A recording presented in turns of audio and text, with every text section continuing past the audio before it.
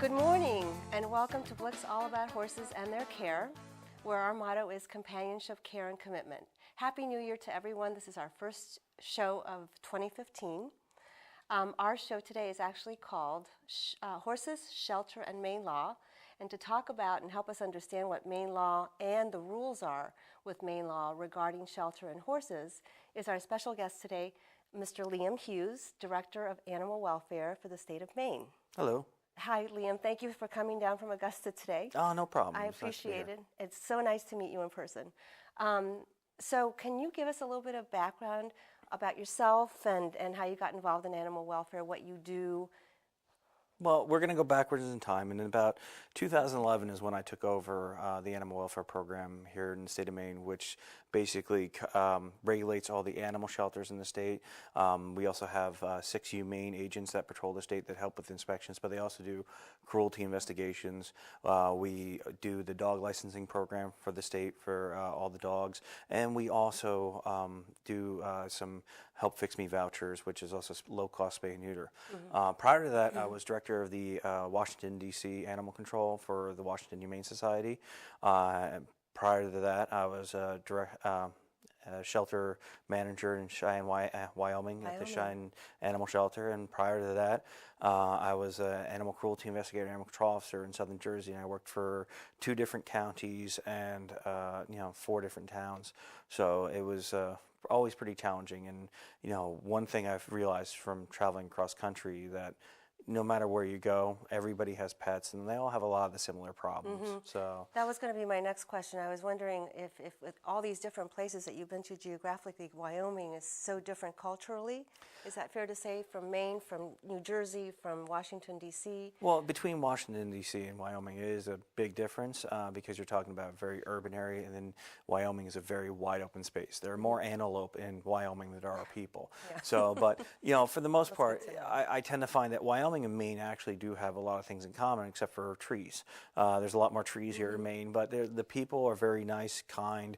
They're very conscientious of their neighbors and what they're doing. So it is very similar in aspects to it. So and Maine is a very eclectic state where the southern half of the state compared to the northern half of the state, you have all these different people with all their different ideas and how they do stuff, but they really do come together and help out their animals and really take good care of their animals. Well, it's good that you have that perception. It's nice to know that people are doing that, and it's nice to know that you're in a position where you can help, and today you're going to help educate everyone that's viewing about what's important in terms of shelter for horses.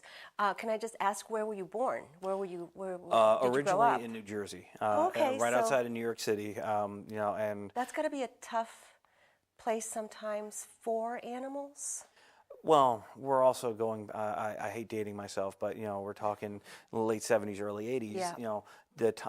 How animals were treated were totally different than how we're treating them now.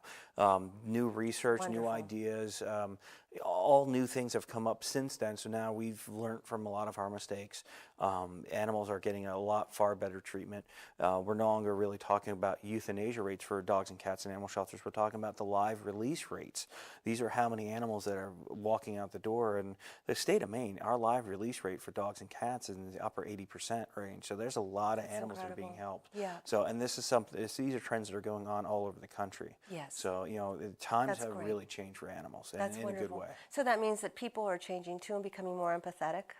Yes, more educated. The information is out there. The internet has helped greatly. To television shows. I mean, there's a whole channel dedicated just to animals. Yes. And that is a good thing and a bad thing, because it is a good thing because it brings awareness, but it is kind of a bad thing because it overinflates expectations in some cases.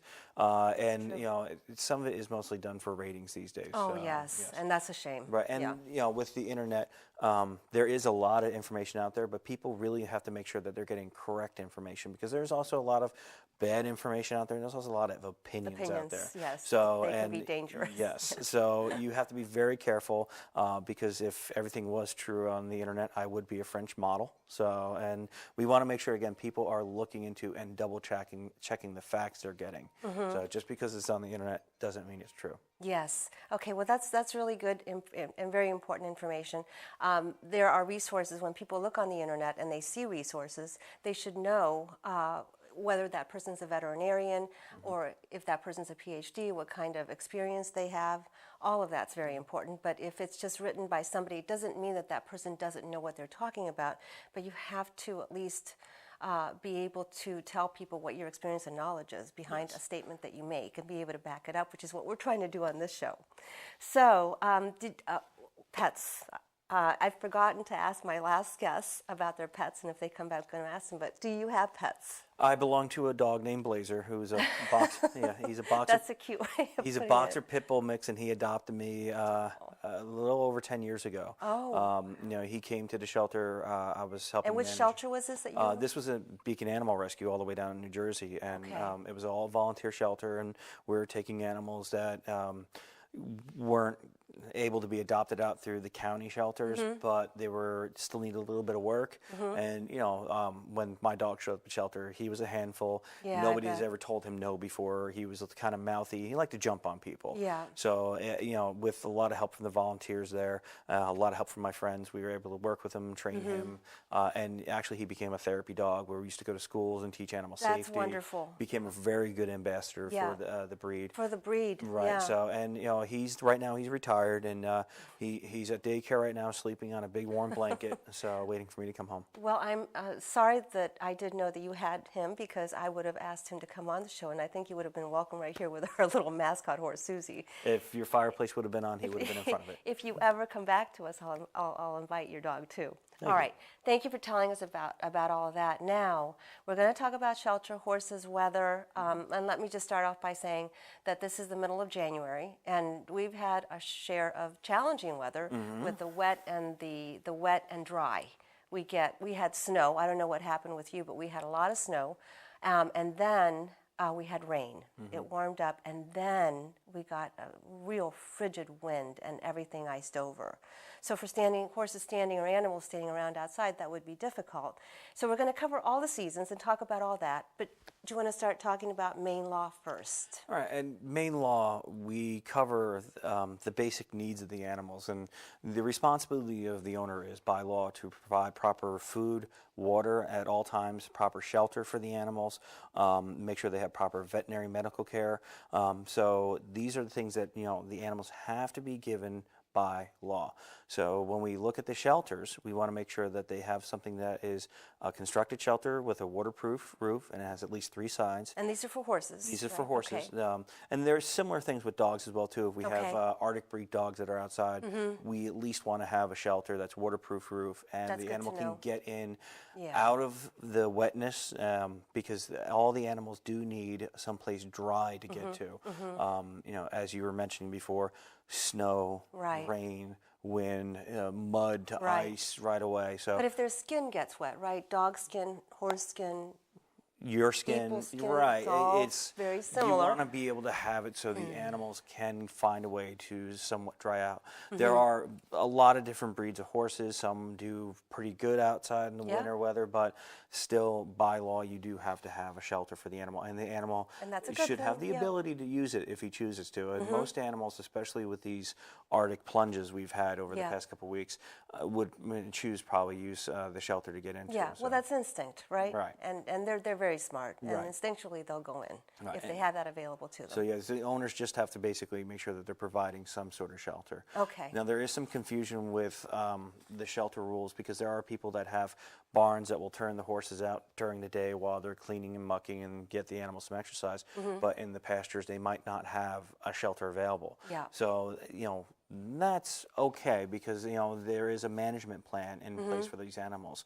So long as there's a management plan for the animals for their sheltering, it's kind of acceptable. When you Yeah. look at large facilities, we have a very nice facility, the MSSPA down in Wyndham, that they have a huge, nice barn facility, and the animals are turned out during the day while they're being cleaned. They're getting exercise, but they don't have individual shelters in the paddocks while they're outside during the day. At night, everybody's inside, everybody's warm. And the other point that I want to make about that is it's a lot of work. It's management. You get into a routine, you can do it right. For those people that don't have horses that are listening, or people that want to get a horse, having a horse, because the animal is large, just requires a lot of time. It's not only money. It's a lot of time and a plan. Right. A horse, for people who are looking to get a horse, it's a very good way to spend money. A lot of people don't realize how much it costs to have a pet, whether it be a dog, cat, a goldfish. Even a dog, right? Yeah, a horse. And horses, because they do have specialized requirements when it comes to the type of structure they need to have, the type of food they need to have. And it also depends on the owner. What type of owner are you going to be? Are you going to be doing pleasure riding? Are you going to be doing sport riding? Or are you into racing? Are you going to be doing agriculture or farm work with the horse? Or is it just something that you want to pasture pet that will be a lawn ornament? So they're different. Well, we don't like to really say lawn ornaments, Well, right? there are Because some even the people lawn that do ornaments need to be exercised, right? Yeah. Oh, all the animals do Yes. need to be exercised. They all need the proper space. And I think sometimes, I'm sorry to interrupt, but sometimes people, when you say lawn ornaments in the horse community, people frown upon that because they think that the horses in some way are being neglected because they don't, quote, have a job. And the point of it is if you have a horse that's like a child or a dog, they need to have exercise no matter what you do with them, but they're not. When a horse is standing around out there and looking like a lawn ornament, their instinct is actually to conserve energy anyway. So that's why they're nice lawn ornaments. Yeah, the lawn ornament terminology is a bad term, because there are people that are getting involved with horses that, think that, and they get involved with the horse and they think they're just going to have a lawn ornament, and it's really not appropriate for that animal. So it is a good thing that, again, we don't consider these animals as lawn ornaments. They are animals. They have certain needs and requirements that have to be fulfilled by their owners. Yes. Okay. So now, Maine law. Do you want to do we want to start going over the rules on shelters? Should we talk about that first, or talk about the weather and the shelter, or the horses? Well, no matter what, like I said, by Maine law, that they are required by law to provide food, water, shelter, and veterinary care. But we have rules in the animal welfare section about the care and standard of horses, especially referring to the shelters, and it outlines exactly what the shelter is supposed to be. It needs to be a constructed shelter. That means it can't be something temporary, it can't be a tent, it needs to be actually constructed out of building materials with the three sides and a waterproof Okay, roof. so are we talking about building materials? So help me with that. Wood, brick, concrete, but what else?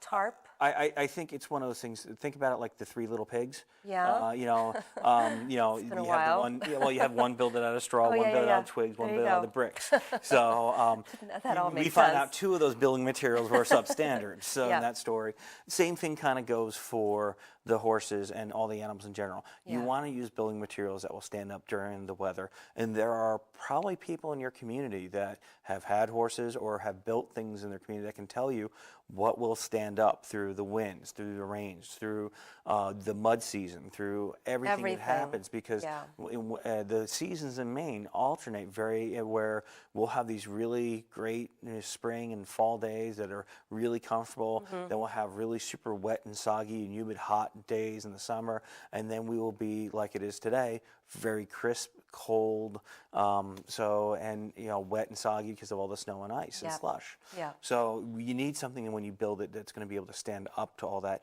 And when you also build it too, you should also plan on how are you going to clean it as well too, because that's really important too. Because are you going to be using power equipment to clean? Are you just going to be using a wheelbarrow and a shovel? And where are you going to put all the manure? How are you going to dispose it? What about the ordinances for all What of is that? your local zoning ordinances? Yeah. Because we've gotten phone calls from people because they can't build their stable too close to a property line. Yeah. So it's really important, if you have not built a horse shelter yet and you're planning on getting a horse, check with your local municipality and find out what zoning ordinances are there, because you may find you're not allowed to have it. Right, right. So, okay, so the law or rules don't require that you have a, quote, barn with an aisleway and stalls. No, they but require three. Is it true that three? Is it three? At the very minimum, a three-sided shelter with a Okay. waterproof roof. Okay. So I mean, if you can afford to build a barn that you can have your animals in, great. If it's only the 3-sided shelter, you can work with that as well too. But Okay. that's the absolute minimum that you should have. Okay, what about floor? Flooring varies, but again, it should be something that the animal can get out of the wet and stay dry in. It should be something that should be easily cleanable as well too. Okay. So What depending. about ground? What if someone's thinking they can put up a shelter, but that the animals might be able to lay down on the ground in the wintertime? That, from my experience with horses typically won't do that unless they're very arthritic or they're not well. Well, And they won't lay down in snow. Like, no. Well, if they are laying down in snow, there might be an issue. Or, you know, if I've seen horses roll around in snow a little bit, but then get up and play because they're playing. But there should be some sort of bedding that is included on the floor of the horse. So this way, it is straw, shavings. Yes. Something. So there should be something at least on the ground. So it shouldn't just be flat dirt.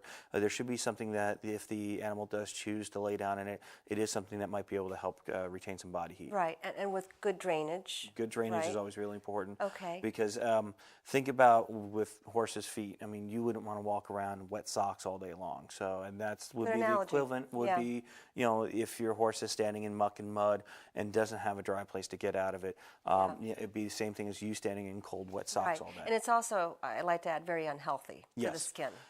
Horses. And the feet. You know, they're beautiful, strong animals, but they're given very thin skin that, you know, if there's something sharp anywhere near your barn, they will find it and cut themselves. And their feet are, you know, you have these massive animals and they're being put all this weight on their little tiny feet that are very delicate.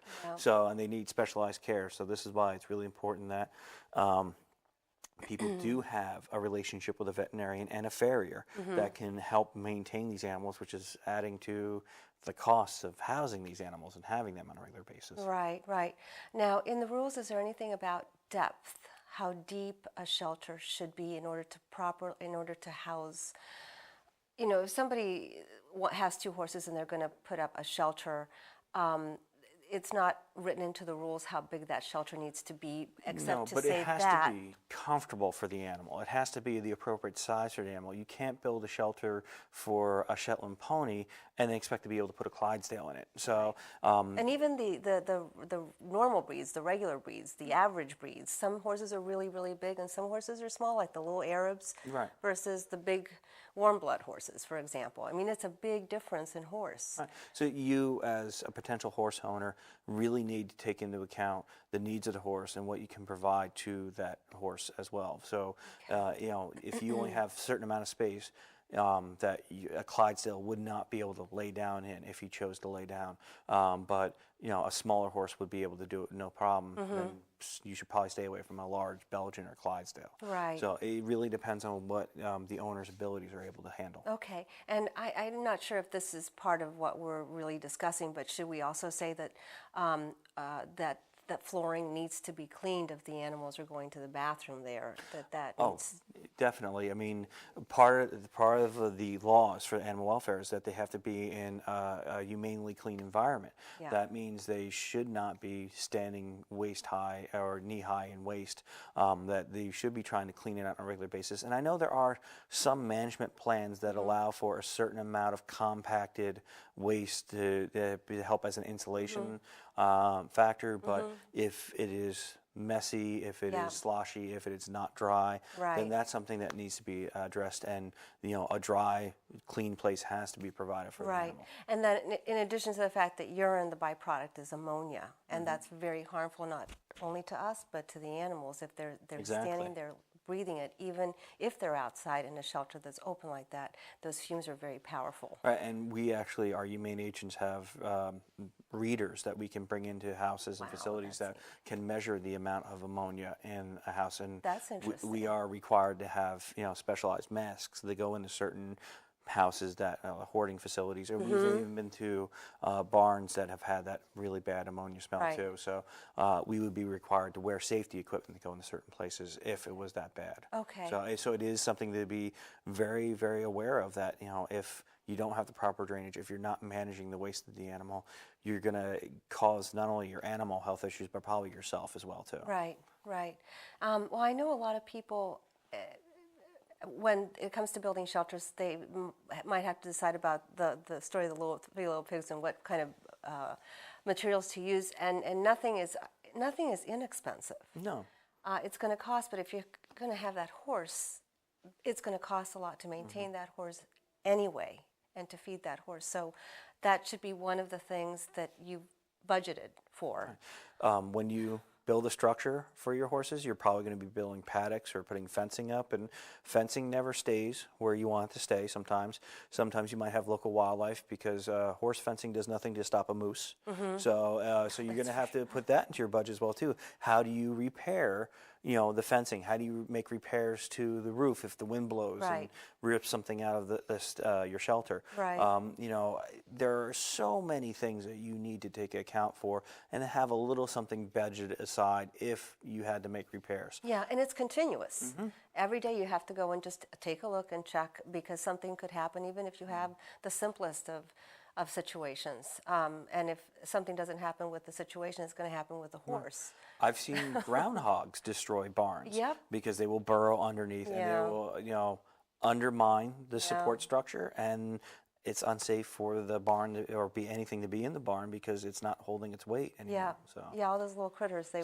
These are things that most people don't take into account when they are getting it, because they just see a horse, and sometimes people are looking at horses, because you were telling me the story about how you found your horses.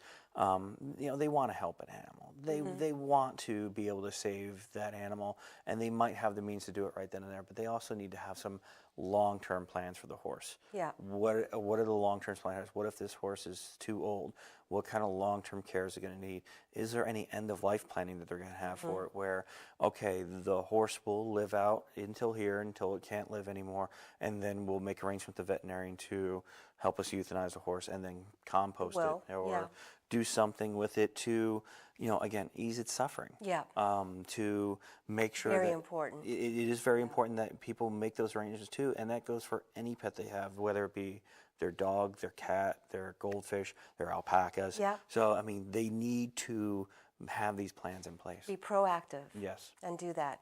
And when we're talking about these animals, dogs, in some cases, to me, and I have dogs, but when you think about the numbers, when you think about how long they live, and then you think about how long horses live, a lot of people don't realize they live in their 30s. Some horses can live into their 40s, or some horses can live into their 20s, but they're injured, and they still need care, and a lot of it. Or maybe they can't be ridden. So I always also tell people that to have a plan for the horse in case you can't ride, find out what else the horse can give to you. And there are not many horse rescues out there that can assist with replacing the older horses, the unrideable horses, because there are so many horses out there that need help. The sheltering system for horses is pretty overwhelmed. They will always have horses that will need homes. They will always have horses that need a little extra help or may not be rideable.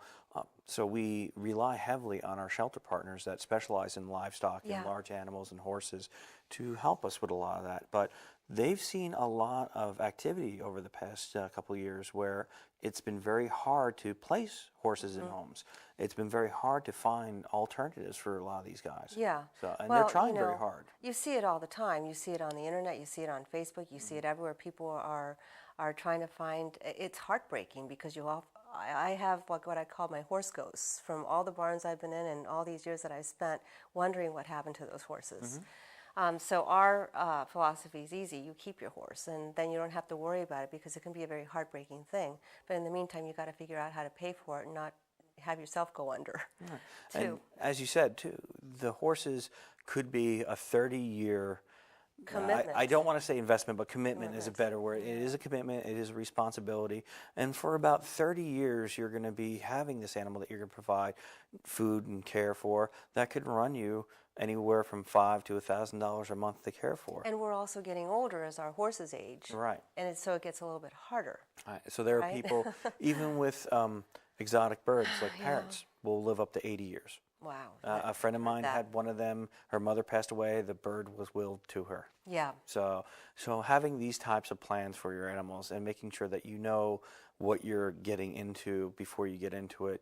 You may have an opportunity right now to adopt an animal, but keep in mind, what do you think you're going to be doing in 5 years, 10 years, 15 years from now? Are you going to be able to help keep providing for these animals? Yeah, because it is a lifestyle change. You can keep your life and still do all the things you did, but you have to change the way you did them a little bit. And a majority of our cases that we are getting involved with, our cruelty cases, they're normally involving a lifestyle change where somebody may have passed away that was the main caretaker of the animals. Somebody may have lost a job or had to move away for work, and they were the main caretaker of the animals, and the other family members just cannot maintain the animals like this person was doing. So there's a lot of lifestyle choices and hard choices people have to make in order to care for their family and their animals. Right, right. Well, you know, in terms, if somebody wants to build a shelter or find or take in a horse, there, like you said, the networking is really important. That's one thing that the horse community could maybe do a little bit more of, and share the ideas and get some help from other people in order to, if you want to erect, you know, there's so many people that are handy. I mean, I unfortunately wasn't, so we had to pay for everything that we did, and it cost us quite a bit. But a lot of people are so handy, and they know how to build things. Yeah, and having a person that you can work with to help build it. If you're handy and you can build it, great, but you should probably talk to other people in the area that have built stuff, other contractors that have. You can also check with Maine Cooperative Extension. They might have people That's a that very can good help. organization, yep. They can help with giving you plans about it. And you should also take in mind that certain shelters that work in other parts of the country may not work here because, as we were talking about the elements before, heavy snow, heavy rain and ice, heavy winds. You need a structure that's going to be able to stand up to that. Yeah. I had somebody I knew that built a horse structure that would have been great for Atlanta, Georgia, because it was a low sloping roof and it was a very nice barn. She did a great job building it. She used some great materials, but the weight of the snow crushed it within a couple of seasons. So Plan ahead. Know and what make you're sure doing. that you're using Research. really good designs on it. Yeah. Because if you are not using the right Careful, materials, yeah. if you're not using the right plans, you're going to end up spending more money trying to build something or fix something, or and you're probably going to be doing it in the middle of winter when a lot of these that's when it resources happens. aren't available. Well, and hopefully the animals don't get hurt. Exactly. That's the other piece. Okay, so should we take a look at some of these pictures now as we're talking about some of these other factors? So let's see when the pictures come up. Are we going to get a signal? But if we, okay, so the signal's there, and so here's the first picture. So we both brought some pictures in here, and this is a shelter in the summertime for horses, and it's underneath a barn. It's an old barn, so it's cement, and it keeps the animals also safe from all the insects that are outside. One of the other things that we have to deal with here in Maine in the summer, from mid-May, at least here in southern Maine, mid-May through September, early September, we have flies, and we have all big plethora of insects that attack the horses. And so they need some shelter from that too, because as we know, mosquitoes carry insects, a lot of these flies carry, or they don't, insects carry diseases. Yes. A lot of the flies also carry diseases, and they hurt. If you've ever gotten bitten by a horsefly, you know that it Many can be times, very painful. and it is not pleasant at all for myself or the horses. Right. So. And there's some diseases behind that too that the horses can get, equine infectious anemia. This shelter that we're looking at is probably a very good shelter, especially for trying to keep it clean. Yeah. Because that's also going to be very helpful. It'll be easy to hose out. It'll be easy to shovel. And easy is important when you have horses. You have to make it easy to do. Right, and it's really important to work smart, not hard. Yes, because that's a good saying. Horses will provide you with enough hard labor. work. So yes, I'm glad you said that. That's absolutely true, and it can be done. Yes. So the next barn that you were looking at. Typical 2 stalls, 12 by 12. 12 by 12 is a pretty good size for a horse. They can lay down, but I can tell you I have 12 by 12 stalls, and I wish that I had made one stall a little bit bigger, because for a larger horse, certainly for a draft horse, that's, in my opinion, a draft horse, because they're bigger, they need more room, and they're not going to be able to lay down in a 12 by 12 stall. No, and again, this is where it comes into what kind of horse owner are you going to be? What kind of horses are you going to have, and what are you going to be using them for? And that's something you should be planning for.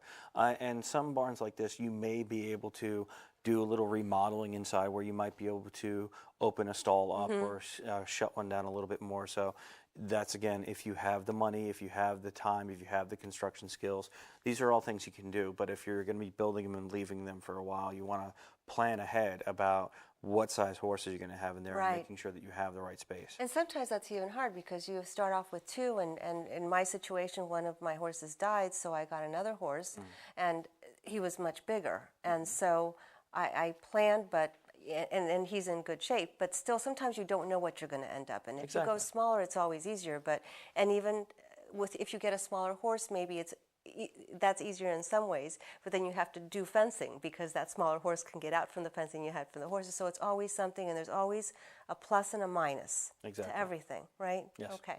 So the next barn here is on a slope, which is nice because the water should run down, right? And it's got some depth. It looks like it has some depth to it. They're fairly large. This barn is a run-in. These horses also have a regular barn, but it's a run-in shelter for two, I don't think they were Belgians. They might have been Shires. They were pretty big horses. Shire's the biggest breed. So it was pretty deep, but it's nice. And this was in the summertime, so it provided some shade because a lot of the insects don't like, they hunt by sight, they can't see you. Right. But if they can see you, they attack you. So that's a good place for the horses to go. And the other good thing about this, we mentioned it before, is that it's easy to clean. Easy to clean, yeah. There's an easy way to enter there if they're using any type of power equipment, a small tractor, or anything like that. They could go into there and clean relatively easy, which is really important as well for the healthy animals. Yeah, okay. And then the next picture here, well, that's a pretty big horse there. And this shelter was made to house maybe 3, maybe 4 horses. And it's not a good picture, but it's quite big.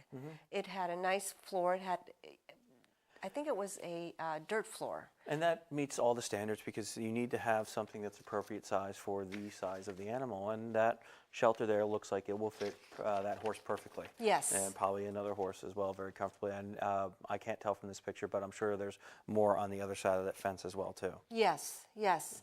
And, you know, when I was thinking about shelters, it would be nice if you have a 3-sided shelter, if you could build 2 sides on the other side, only because when the sun goes up, it goes down, and sometimes the sun shines in one place. Well, you also have to take into account the wind. Yeah, that the too. wind mostly comes from the north side, so most entrances of the horse stalls normally face south. Yes. So it really depends on your geography. Yeah. So depending on where your hills are, where your tree line is, this all has to be taken into account as well too when you build that shelter. Yeah, and what I did, and I suggest that people do that too, if they're thinking about building, you go out there and you stand where you want that barn to be, and you stand there a good year before you put that barn up, so you can make sure that that really is a good place for that structure to be, if you can do that. Yeah.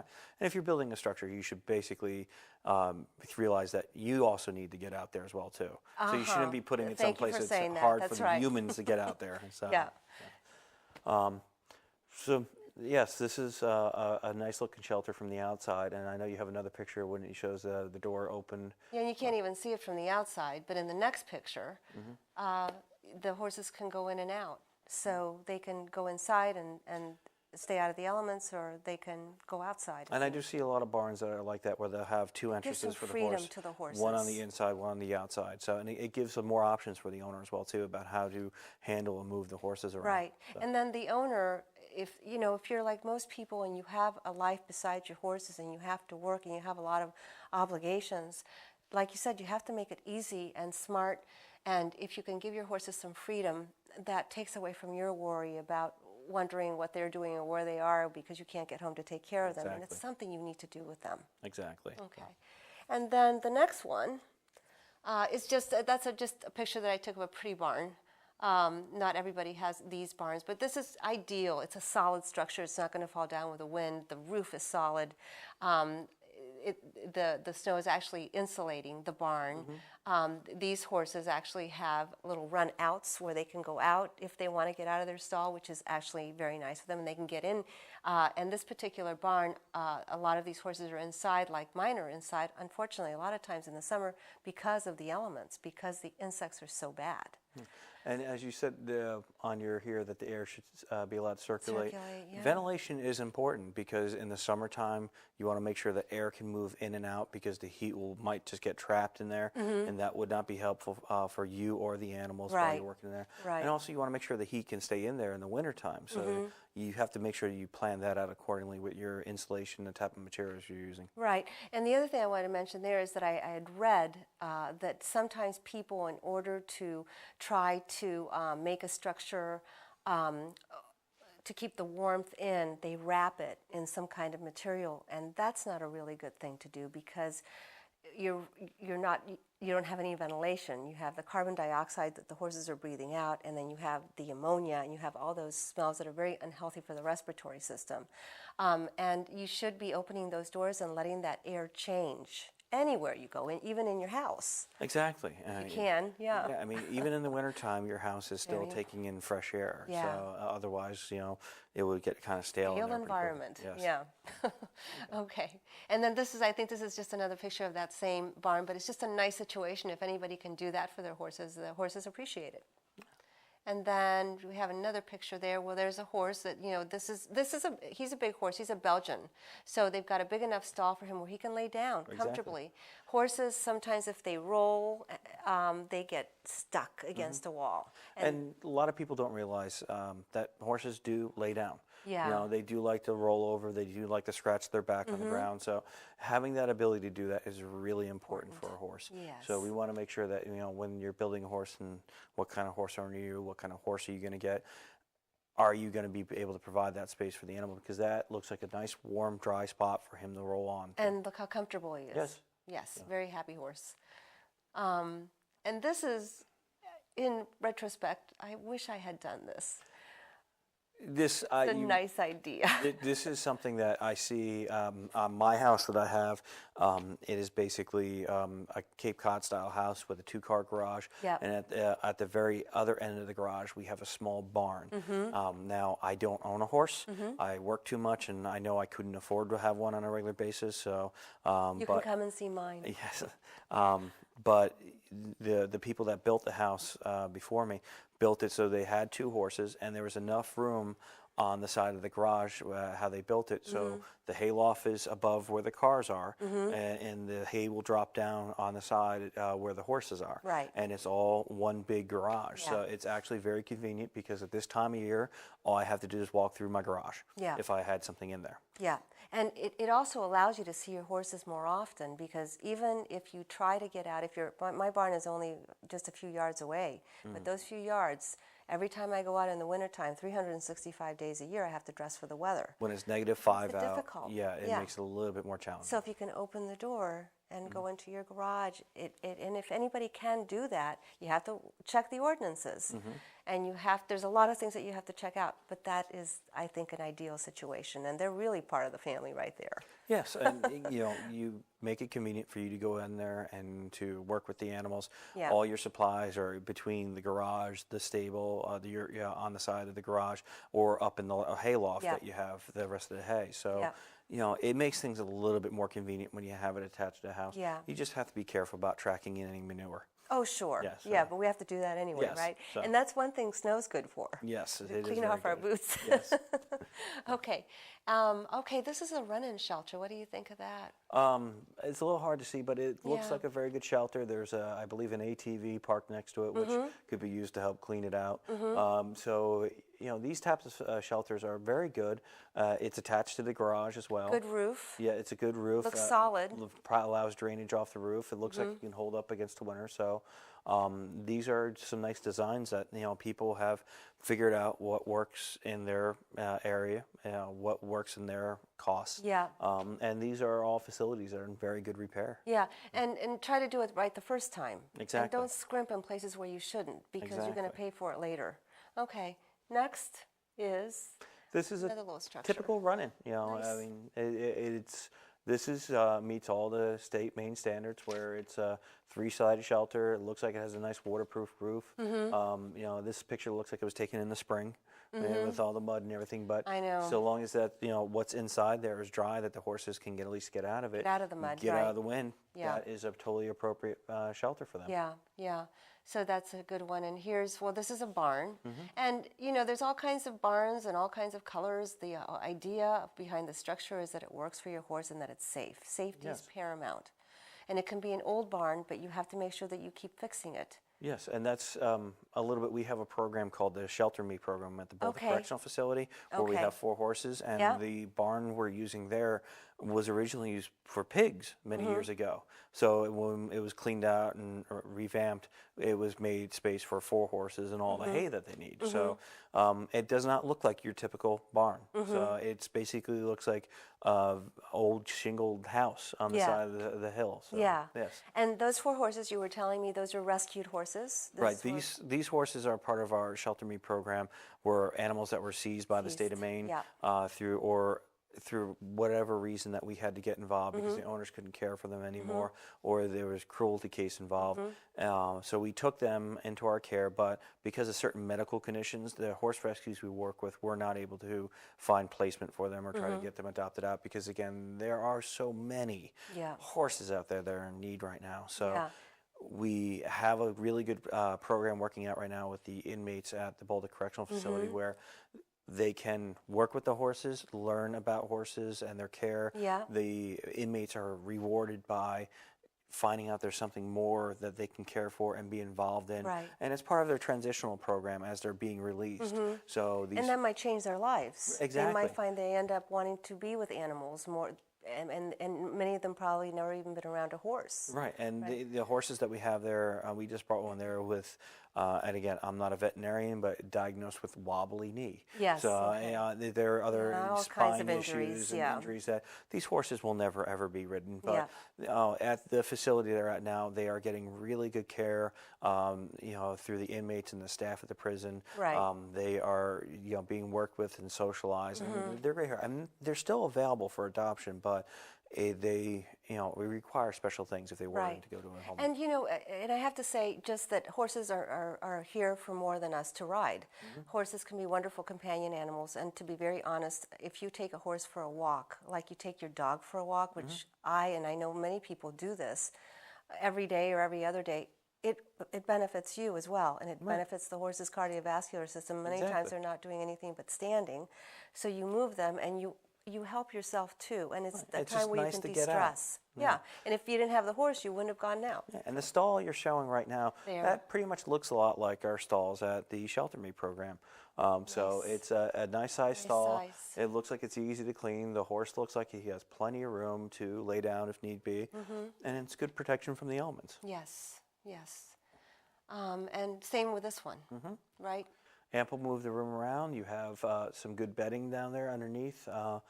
So it looks like it's in very good repair. So that it would be a very good shelter for a horse to be in. And I might as well just mention right now too, and you know this too. I mean, when you have horses, we have manure once an hour typically. If they're eating well, that's a lot of manure. Yes. So easy to clean is really important, and that you have to clean is really important because it adds up very quickly. So if you're building a facility, remember, work smart, not hard. How are you going to be removing the manure from the stalls? Where is the urine going to go? How are you going to let it drain? There's so many things you really should ask yourself before you put that first nail into that first board. Good. And here, the reason I put this picture in here is because this is an indoor, and like we talked about, I don't have an indoor. Most people don't have indoors, but if you have a large area and you have a lot of horses, wouldn't it be better for them to be inside, if it's safe, than to be outside in inclement weather? And this goes with a lot of what your horse management plan is to care for the animals. Indoor arenas are very expensive, and they're very hard to maintain. So, and there are a few around the state, and I've seen some incredibly beautiful ones that, I've seen ones that have been around for 50 years. So they are around, but they're very hard to heat and maintain. So if I were going to say for emergency shelter or temporary shelter, An indoor horse arena would be fine, Yeah. but again, you have to make sure the personality of the horses get Right. along, because not all horses get along. If you That's have true, too. stallions and geldings Well, mixed yeah. in, so there are things gotta you have do to some take into research account and for. learn. Yes. So, but if in a pinch, if you had to find an emergency shelter to put horses in because you had a fire or collapse, Something. this would be appropriate. Yeah, okay. And then I threw this picture in because there's a lot of things that you have to do as a horse owner. If you're an average person, that doesn't cost you a tremendous amount of money. And what we did is we put screens on all the stall doors, and that not only kept the inside of the stall dark so that those insects that hunt by sight can't see the horses, but you know, he can just stick his head out, and actually what he does is he sticks his head out to see if there are any insects out there, and if he doesn't spot anything, he'll run out and go to the bathroom, and then he'll run back into his stall. So they do learn to appreciate what they have in order to get out of the elements, because they know when they're out, and they know when they're in, and they know where they're more comfortable. And also something like that might also help with birds, Yep. because birds and pigeons are actually pretty I hadn't thought of that, yeah. damaging for some barns and everything. Well, they'll get into the That's grain. true, they'll the leave little poo all sparrows, over the- yeah. Sparrows, starlings, pigeons. You know, they'll be unwanted Yeah. after a while. And I know a lot of barns have worked very hard, and they've put out netting across all their doors to try to drive the birds out, but they still find a way in there. So it's something that you might want to consider when, you know, what kind of pest management plan are you going to have for mice or rats or And that's a really groundhogs, good- yeah. birds. You know, these are things you really should consider. Good thought. Pest management, because a lot of times, you know, we think about manure management, we think about some of these things that are very, very obvious, but sometimes we forget to think about all of that, and we forget to think how much it's going to cost and how much work it's going to be, and vigilance. Yeah, your hay that you're going to be putting in your barn for your horses will attract mice and shrews. Right. I mean, I have tons of shrews in my barn right now, and I haven't had horses or hay in there in quite some time. Yeah. So, but they're there. So. Everybody's looking for shelter. Okay, and then I put this shelter, I've seen horses stalled or living in larger, I don't know what you call this, This would be one of those tarp. Yeah, the tarp portable carports. Right, You know, right. and this would not be appropriate for horse. And tell us why. Well, first of all, important. Maine rules say that this should be a constructed facility, Number so one it should rule. be something permanent. Okay. This would be adequate if it was an emergency, like your horse barn just burnt down last night. Yes. This would act as a good windbreak, but it would be a temporary measure only. You know, a good storm could damage this really bad. and the horses could get hurt. The if there's horses could get inside, hurt. Yeah. So these are not really permanent structures. They might be fine to put a car in that, or an RV or a boat, something like that. So if it does get damaged or collapse, you're not going to be harming it. Right. Or it'll be minor damage that you can bring to the auto body shop to repair. Right. You can't bring your horse to the auto body shop. So, No. And you so- can't bring your horse back if it gets Right. injured because it collapsed with the weight So of ice. again, I could see using something like this in an Okay. emergency circumstance, but not But a this permanent. is not okay. All right. And then I put this picture in. This particular run-in was standing, and evidently a tree came down. So we have to look at the area where that shelter is sheltering those animals, because we're trying to protect them, and we're not protecting them if something like this happens. And granted, it can happen to anybody, but you have to look around. You have to get rid of those tree limbs. You have to be proactive and do things before it happens to you. We live in Maine. It is almost a guaranteed Yeah. fact that the wind's going to blow and Yep. a tree's going to fall. Yeah. And if you're not proactive and you're not maintaining your property, and you know, at the very worst time and moment, it will happen. Yeah. That something like this could happen. Yeah. And I really do hope the horses were okay and Yeah, that the because owner this was able could to have been a relocate them. tragedy. Yeah. Right. Yeah. And you know, if you could not, you would probably need to call your fire department if your animals are trapped in there. There could be other associated costs with Yeah. vets. So But it could have been prevented. yeah, a little possibly. prevention is worth, you know, a lot. Will go a long way. Yes. Okay. All right. And now, are we going to take a look at some of the other pictures? Yeah, that I you brought in have? a few pictures from Okay. the cases that we've worked on over the past few years. And these were just some of the inappropriate shelters that the humane Okay. agents have found over the years. So just to kind of give you an idea of what we've seen, and it's kind of when you see this stuff, you kind of look at it like, really? Okay. Why were you thinking Yeah, this? So but these people were actually trying to do something. they may have been trying, Right. or they may have started to neglect the repairs. And or that's make a easy to change. happen. Yeah, very Right. easy. You can So. get sick for one day, and the amount of manure that will accumulate is just unbelievable. So, okay, here we go with the first picture. Yes, this is a very inappropriate shelter because the horse is basically tangled up in the tarp, and the horse is looking for shelter against the elements right now. Yeah. This was part of a very big cruelty investigation that the agents were involved in, and all the animals were removed. And this happened the day of the seizure.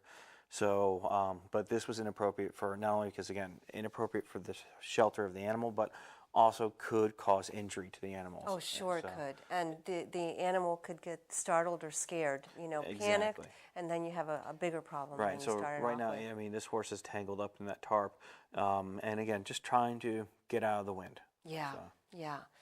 And then here. This is another seizure from a different time, and again, this is an inappropriate shelter.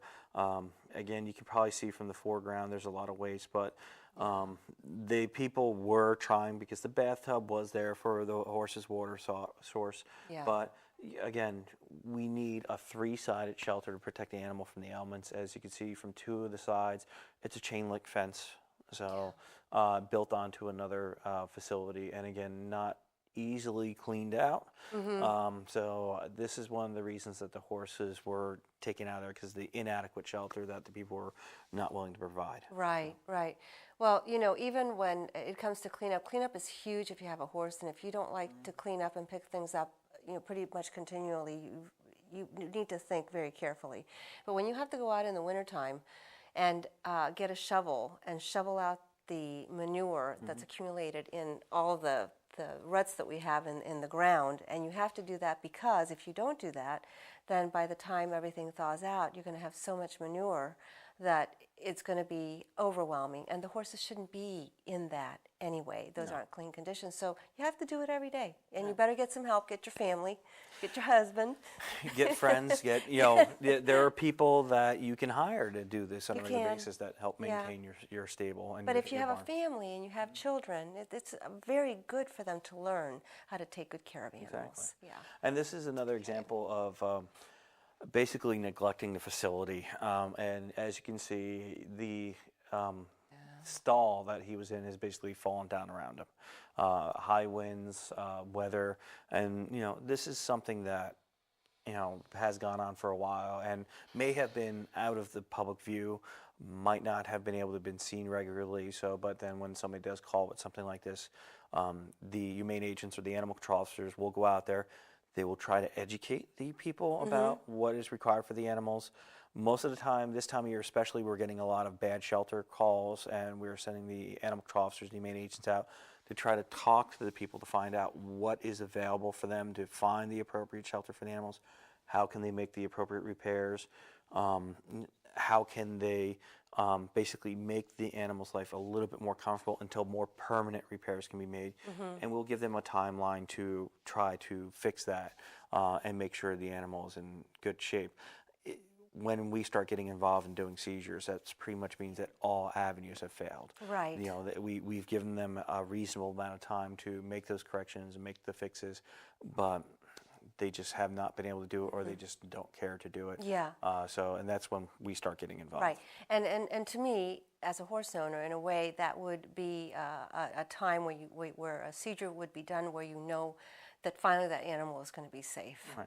So, And a lot of people don't understand when it comes to seizing animals. It's a very complicated process because there are certain protections that every citizen has under the Fourth Amendment of the United States. We have a rule book we have to follow in order to get our probable cause for the search warrant. There's things that we have to do at the courthouse. We have to get involved with the district attorney. We have to get involved with local law enforcement. We need to be able to prove to a judge that we have probable cause that a crime has happened here and these animals are in danger. And then we have to find the logistics of where are these animals going to go? Who's going to care for them? And then we start getting to some very expensive medical treatments for the animals and care of the animals, because when we normally seize them, they have not seen a farrier, they have not seen an equine dentist or a veterinarian in a while. They need vaccination, so it gets very overwhelming very quickly. Yeah. And it's very stressful for the people that are having the search warrant put on them, the animals that are involved with it, the staff that are removing the animals and caring for the animals. So it's a very, very rough day. Yeah. And it is a very complicated process, and it's not like how people see it on TV where you can rush right in and remove the animals. So there's a lot of moving parts. But that's for ratings. Most of it's for ratings, and for the things you see on Animal Planet, there's a lot of things that you don't see that are on the editing room floor. Right, So. right. And can I just say that possibly that the amount of homelessness that we have, all three of my horses were quote homeless, and they're everywhere that you look. When somebody doesn't want a horse anymore, that horse is potentially homeless.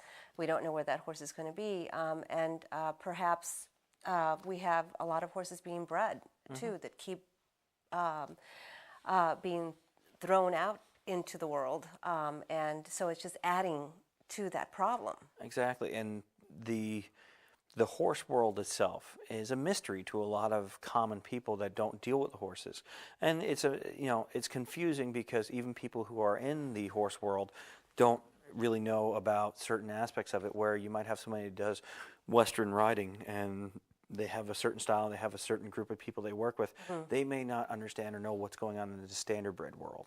So there's a lot of things that they have to we have to basically figure out between the two. They might be similarities, but there may also be huge differences. Right, but still the horse is the horse, and the horse requires care, and we have these laws or the rules intact to make sure that the horses do receive proper care. Whether it's a standardbred or Belgian, it doesn't matter what their job is to do. And most people don't know the difference between a standardbred or a Belgian. Right. They just see a horse, and it could be a big horse or a little horse, brown or white. Yes.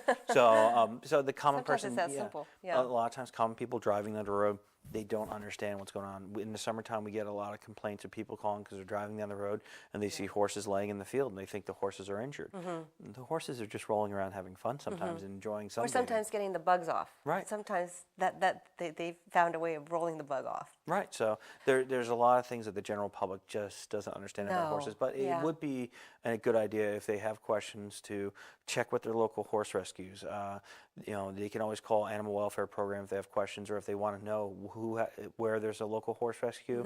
We actually have some listed on our website, which we will show that information a little bit. Okay. And then go out, ask questions, find out if there's a riding stable near you or somebody does therapeutic riding.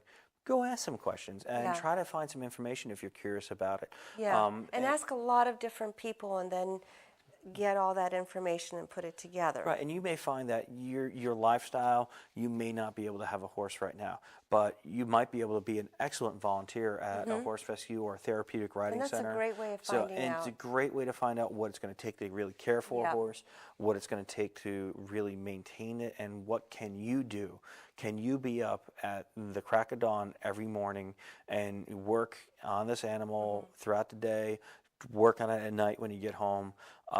Because I have friends that we've gone in the morning, worked with the horses, gone, done whatever we're going to do for the day, then come back, start working, run on the horses, and then the horses were our main priority for the day. Once we got done with work or once we got done doing what we were doing, it was part of our routine, part of our schedule. Yeah. So, and that's important, and it's, I have to say, it adds to your quality of life. We're talking about all the work, and there is a lot of work, there's a lot of expense, but horses give you, all animals do, and horses have their own way of giving to you a lot of therapy. I did bring some contact information for a couple of groups that if people are looking for more information about if they're looking into getting a horse, we have contact information for the Cooperative Extension from the University of Maine. So there's also Maine Equine Welfare Alliance, which is a collection of horse people that if people are having trouble feeding their horses or if there's a disaster where their barn burned down, they need hay, this group can kind of step in. They also help with a lot of education as well too. So if you have questions about horses, Maine Equine Welfare Alliance would be good to work with. There are large horse rescues, like in Windham, we have the Maine State Society for Protection of Animals, which they are a non-governmental group. They are not part of the state agency like I am because I work for the Department of Agriculture, Conservation, and Forestry, but we have groups like the MSSPA Yes. that work with us that will help us find homes for the animals, Right. and they will help with the different horses in need. Right. And we have groups like that throughout the state. Yeah, and if I can just say also that my primary purposes with BLIXX Horses is to offer some assistance, and if I don't have the answer, I can direct, but it's good to have a lot of different sources that have good information. And there are a lot of different opinions about the horses and about their care, but for the most part, they're all the same, that they do need food, they do need water, they do need shelter, they do need veterinary care. Yeah. So there is a good agreement between all the people. And again, there are different styles, there are different types of owners that do different things with the horses, but as long as you understand what kind of you expect from your horse, what you expect from your animals, and what you can expect from yourself, those are the important questions you need to ask. Right. Can we just talk a little bit about enforcement, what the humane agents are? There are only 6 in this huge state that we have. Yes. It's enormous, and there's only 6, so that's a lot of work for 6 people. The agents are tasked with inspecting majority of the animal facilities, like pet stores, animal shelters, boarding facilities, breeding kennels for dogs or cats. So they do have a lot of work cut out for them. And we do, on average, I think this past year we did almost 300 animal cruelty complaints. There are also, all the towns are required to have an animal control officer, which we've actually increased our training of to help make sure that they're prepared for if they run into a horse or a large animal. What do you do when you have a herd of cattle wandering across the road? How do you get all those cows back into an area? So we work with these animal control officers and humane agents to try to address complaints. They spend most of their time educating. Sometimes that somebody might have gotten on a horse and they might not realize what it really takes to care for the horse. So we'll try to give them the different resources like the cooperative extension information that they can look into it. We will give them a reasonable amount of time to make the corrections. If they don't, then we will start taking our corrective actions with the law, where we will start issuing summonses or possibly even seizing the animals. Okay, and this also adds up to a lot of costs too. Yes, it starting does. with court, right? Yes, it does. With all of that. So where does the money come from? Majority of the money comes from the animal welfare program, and our funding comes from dog licensing and a pet food surcharge, fees for licensing facilities. And that's really important to know, because when I go and register my dogs, right, that money goes into the animal welfare that fund. fund. Yeah. We even have a tax. The license plates. Yes, the license plates, which are really big because the license plates show how many people really do care about their animals, and the money for that does go towards helping the animals in our custody and also helping with the Help Fix Me program, which is this low-cost spay-neuter. We even have a tax check-off for We those. should have one of those for horses. No. We even have a tax check-off for, especially this time of year, because everybody's going to start doing their taxes soon. Yes. If they see on their tax form the animal, I'm sorry. I remember that because my the accountant never sterilization tells me about fund, it. Yes. So it is very worthwhile to please check that off because that really does help us get funds for spay neuter. Right, as well, and too. if you have an accountant doing your taxes and you're not doing them yourself, remember that's at the very end, close to where your signature is, I think, and make sure you ask your accountant to please check that box, because otherwise they may not. And then you can also go onto our website too. If you just Google Maine Animal Welfare Program or State of Maine Animal Welfare Program, you'll go to our website. And there's even a donation button on there that you can donate money directly to the program, and we will use that money towards the care of any of the animals in our custody. Yeah, it was wonderful that you have those funds, but it's unfortunate that you need so many more, or it'd be nice if there weren't as many horses that were in need. But that's just how it is. Right, and there will always be people that might have trouble with their animals or might do something that they shouldn't do with animals. And again, we're going to be out there trying our best to try to prevent the situation from getting worse, try to give corrective actions to those people, and if not, we will enforce the laws. And we're going to do what's in the best interest of the animals and the community. Yes. Yeah, and doing things that are in the best interest of the horses is, kind of one of our mottos. It doesn't always help the person. It may be a little harder for the person, a little bit more work, but you have to remember that because they can't help themselves. Children can't help themselves. The animals are completely helpless. And with horses, when people come to work with the horses, I give them one analogy, and this works really well. They don't have hands. whereas dogs can sort of raise their front legs up. The horses can't do that, so it makes hard life a lot more difficult. So we have you as the director of animal welfare, then we have the 6 humane agents, and then the other tier would be all the ACOs in every town. Right. So And say there's a complaint. Right, but the animal Okay, control go ahead. officers, we certify and train them, but Yep. they are not employees of the animal welfare program. Okay. So they are all the employed by town. the individual towns. Okay, okay. All right, so your typical scenario, somebody drives by a facility and is concerned. So what do they do?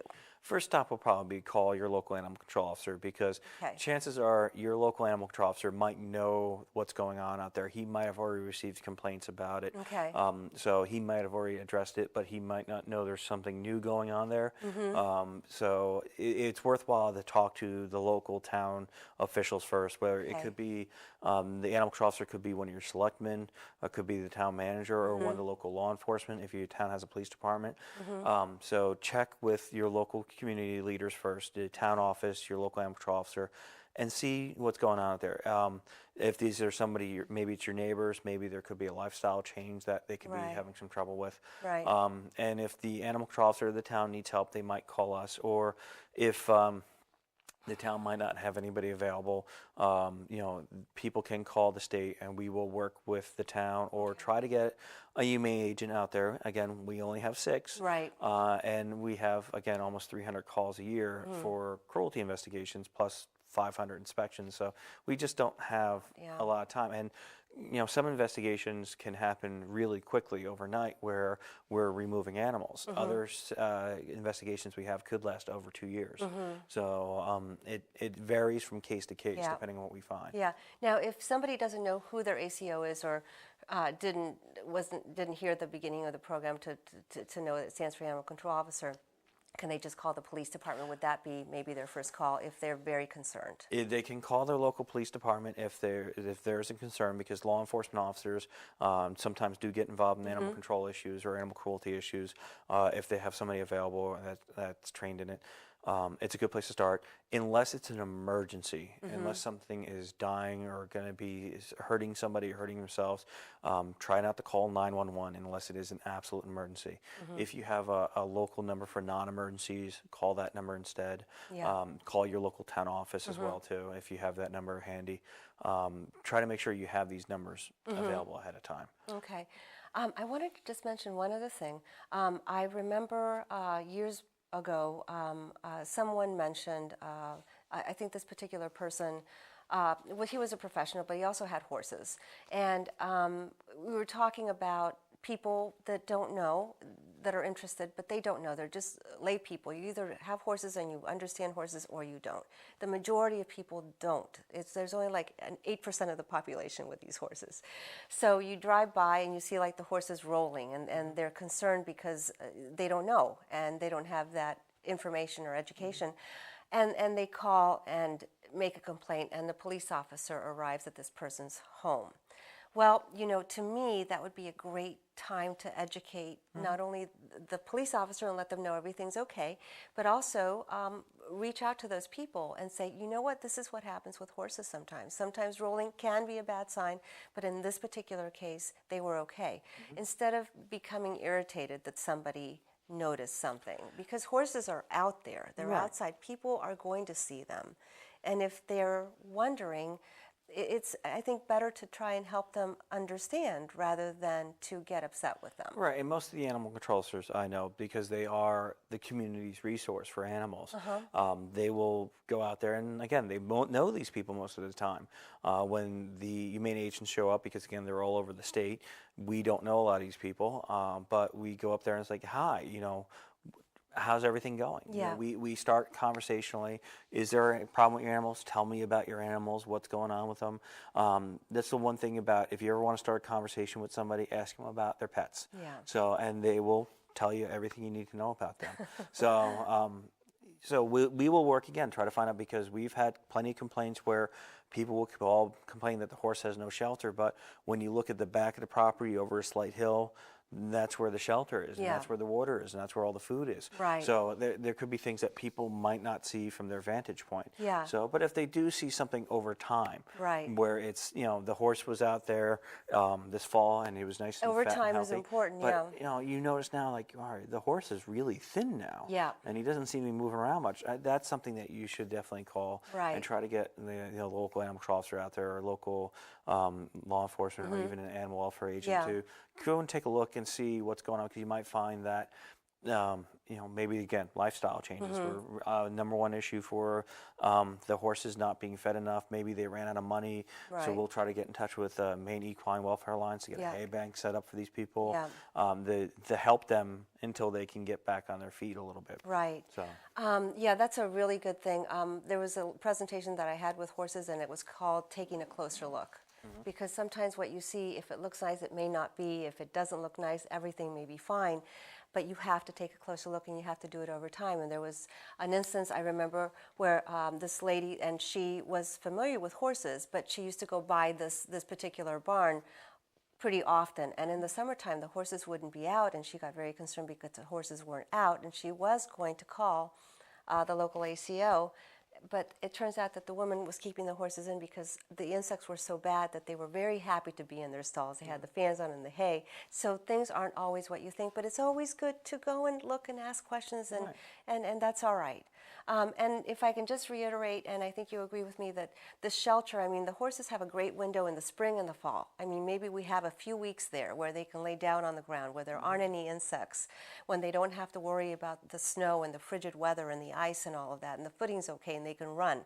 But the rest of the time, it's either insects and the heat from the sun, which could lead to heat exhaustion, which happens to horses, or they could have problem with the cold, frigid temperatures, especially if they're old, if they're sick, if their immune system's compromised somehow, or if they're injured.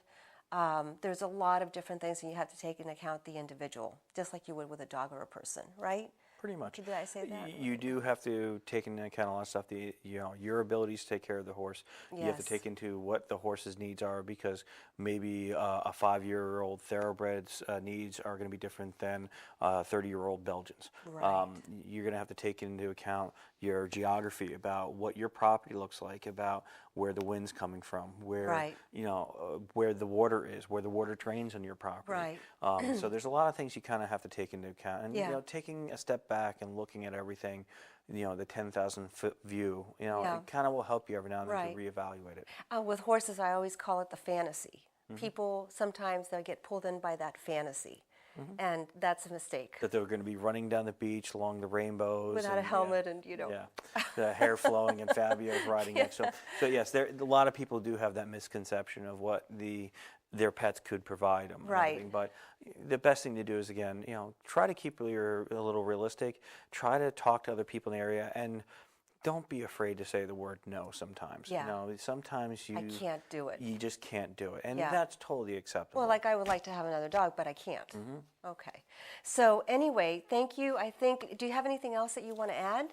No, but I would just want to make sure that people are taking the time out, especially this time of year, to check on their neighbors, to make sure their neighbors are That's a okay. very good thing Talk to with say, them. yes. Find out how's everything going. Check on their pets, because you might find that they might need a bale of hay, or maybe they might be able to help another neighbor if they have the Yes. resources available. So Maine is a great community kind of state. Yeah. Maine, where I live in my neighborhood, all of the neighbors know everybody else. We eat dinner with each other on a regular basis. Nice. We plow each other's driveways. We very take nice, care of yeah. each other's animals.